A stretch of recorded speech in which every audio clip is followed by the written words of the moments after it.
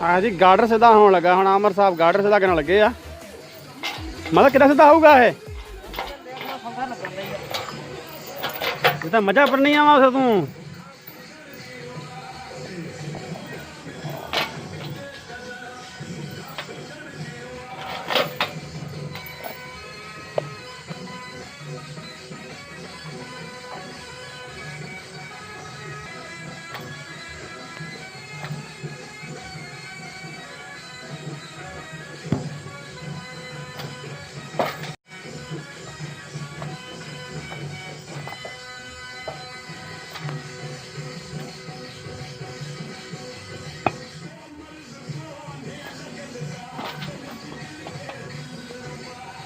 इधर संगल पाया वा दरम्यान 2 इट्टां वा उधर मलक आ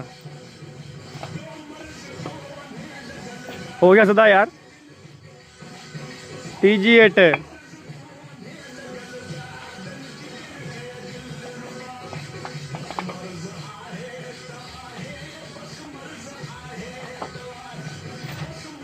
काफी फर्क पै गया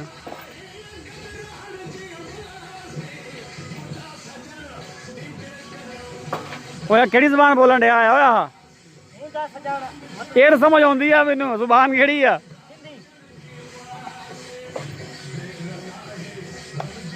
हुण अज गार्डर बिल्कुल पूरा सीधा हो जाऊगा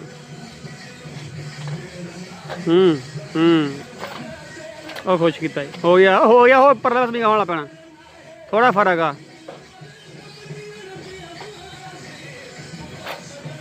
गुड हो गया